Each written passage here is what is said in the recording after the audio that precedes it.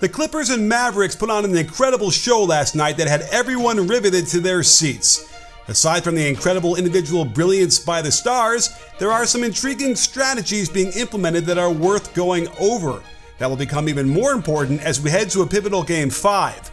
So let's dive into the footage and figure out how Kyrie, Harden, Luka, and PG will continue to detonate.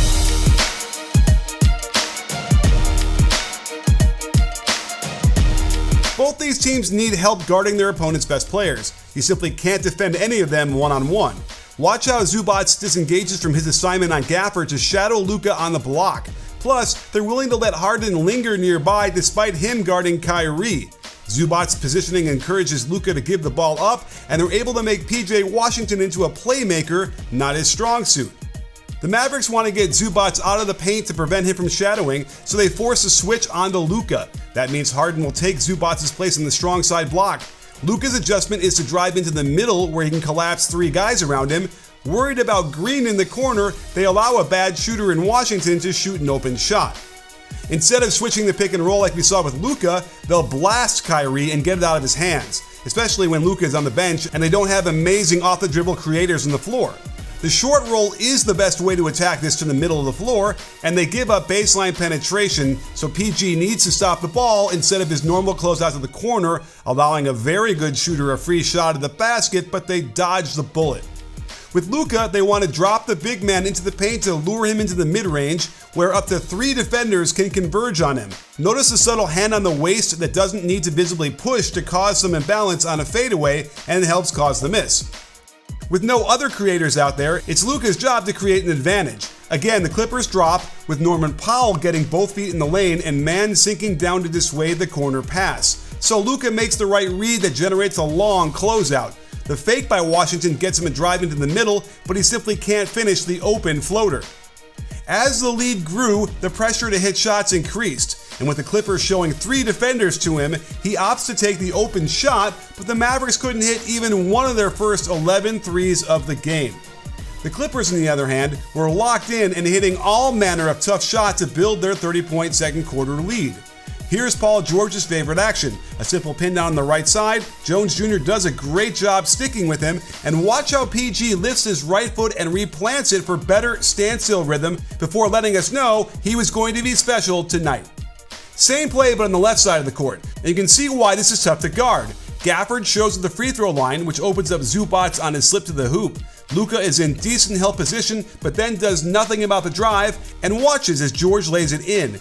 This is the kind of defense we see from someone in foul trouble, which he was, and let's quickly examine why.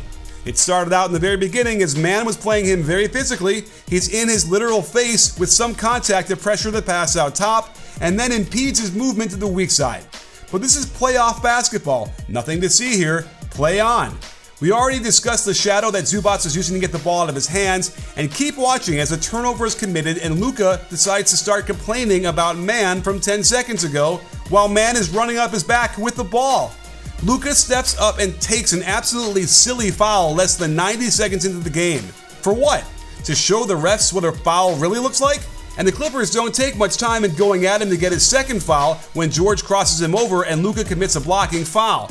Luka continued to play despite the fouls, but his defense was so bad it directly led to the huge lead that LA built. Watch him foolishly gamble for the pass in transition, but then walk around out there and not realize he needed to pick up PG until it was too late and the lead balloons to 16. Again in transition, he's forced to pick up Plumlee as the Mavs push it up fast. He's supposed to be in between the ball and the basket to contain, but instead wanders away from the play. PJ decides he has to help because Luka wasn't there, and we find out why helping from one pass away out the corner is suboptimal. The Mavericks decided to let Kyrie ignore Terrence Mann and play a pseudo zone around the nail. This is an interesting strategy, but I just don't know why it's Kyrie doing it. He's just not the kind of defender that will excel in this role as PG gets by him and hits a runner plus the foul. But I'm not sure it mattered as George continued to get hotter and hotter. Despite the good defense by Dante Exum and Josh Green, he's just casually burying 26-footers with a hand up off the dribble and letting the Dallas crowd know about it. If that weren't enough, James Harden got into the act to really increase the lead. For perspective, the duo of Paul George and James Harden combined to generate 53 of the 55 points that got them their 31-point lead in the second quarter. I love this downhill pistol action as Powell hands off to Harden and then Plumlee sets the step-up screen. But this is well defended as Gafford contains and Washington hustles alongside into a switch onto Plumlee. It's all going great for Kidd's team until the clock winds down and Harden quick releases over the good contest and the lead grows to 24. It's great seeing Harden operate out of an offense again after his solo turn in Houston for all those years. On the high post entry, watch how he shows like he's going to set a screen, but then comes up for the handoff himself, leaving his defender 3 steps behind.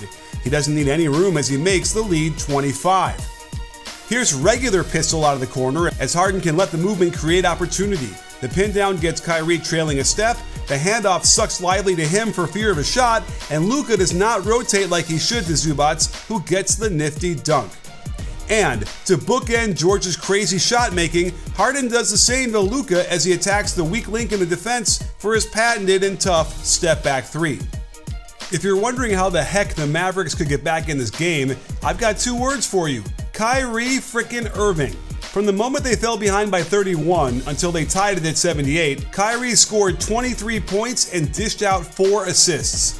Knowing they're going to blast him and get it out of his hands with Zubac, Irving rejects the screen back to his right, and he's got a choice to pass to a wide open Green or just pull himself, take the contact, and hit the shot. Needing points in a hurry, the Mavericks started pushing the ball up faster, and despite George getting there and in a good stance, you can't give him 4 feet of space to quick release this one up and over the contest. They got in a good matchup off the turnover when Harden is responsible for picking up the ball. Having no desire to be embarrassed, James just jogs up the court and allows Kyrie to cold pull into a deep 3 off the dribble, cutting the lead to 22. It's Paul George's turn to be upset with the referee despite the legal high-five contact after release, and he's so busy yelling at them that he doesn't realize he's guarding Kyrie, who just pulls from way downtown to continue his incredible barrage. Here's why Harden didn't want to be aggressive picking up Kyrie in the open court. This shot fake off the dribble into a crossover is sick, and left James standing like a statue. Zubac had no choice but to go to the ball, leaving the trailing Lively open for the dunk. Again, they drop against Luka and double Kyrie, but when the corner is open, there is no help to the roll man. Lively lifts both feet in the air before ending the dribble, then finishes with a nice Euro around the ineffectual Harden. Russ has been doing okay with the Clippers, primarily when they cut his minutes to 20 a game with none of them coming in the clutch. However, he had a rough stretch that allowed the Mavericks to come all the way back. First, his man almost completely ignores him to negate the pick and roll on the left wing, and because of that, PG gets too aggressive in his ISO and commits the offensive foul. They simply have no incentive to guard Russ on the perimeter because of his shooting woes, and in his attempt to draw a foul on Luka, ends up burping up a god-awful shot. Again, in an effort to draw a foul on Luka, he tries to initiate contact in the lane and then lacks visual recognition of a defender right in front of him, throwing this bad pass away and giving the Mavericks another possession. Then, after the miss by Luka, watch what Russ does when Kyrie turns down the wide open shot. It's his job to guard the guy right under the hoop. Instead, he starts closing out to the wing, leaving an easy pass for the dunk. As we get to the last 5 minutes, the Mavericks are only down 3, Luka wants to attack Zubac by forcing the switch, and eventually he was going to start making some of his patented step-back threes. At this point, Luka had 5 fouls and the Clippers just let Harden go at him. Either he'll foul him out or get a good shot. Washington does offer some help at the risk of allowing an easy pass for an open 3, but Harden had his mind set. And no, he doesn't travel like Luka thought. He gathers the ball with the right foot down, then takes his legal 2 steps into the jump. Credit to Kyrie for being patient in the face of a potential double team, then using the screen to get him downhill. Great defense by George, better offense on the pull-up bank shot by Kyrie.